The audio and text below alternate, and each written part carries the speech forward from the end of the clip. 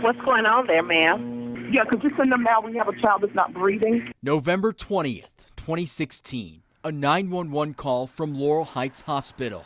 Inside, Austin Skidmore, a 19-year-old with autism, on the ground, not breathing. Do you need CPR instructions? Sir, no, we just need the ambulance. We had them on the way. It was too late. No one could save Austin.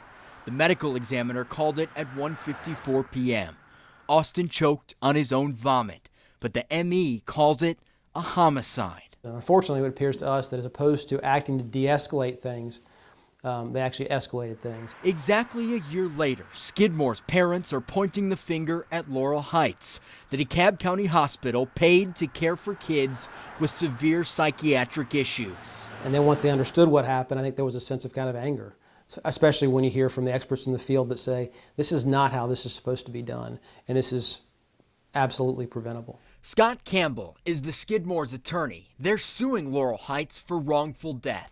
We think the failures here are multi-pronged. In this detailed report 11 Alive obtained from the Department of Community Health, LaurelHeights was not in compliance with state regulations. The investigation went as far to say it was determined that the facility used a manual hold in a manner that would potentially impair the patient's ability to breathe, resulting in the death of the patient. DCH reviewed video of the incident between Skidmore and staff. According to the report, 12:11 p.m. that day, Skidmore is seen struggling with a staff member outside his room. A minute later, at 12:12, a staff member is straddling Skidmore, sitting on his midsection. 5 minutes later, at 12:17, another staff member is seen sitting on Skidmore's back. He's face down, struggling, while his arms are held above his head. 3 minutes later, 12:20, the staff member gets off Skidmore's back, flips him over. He appears to be unconscious. The staff member yells. Others are running. The 911 call follows. Ma'am, speak to the ambulance. What's the name of the business? It's LaurelHeights Hospital. DCH interviewed and reviewed the surveillance video with the person who trains LaurelHeights staff in physical restraints, holds, and de-escalation.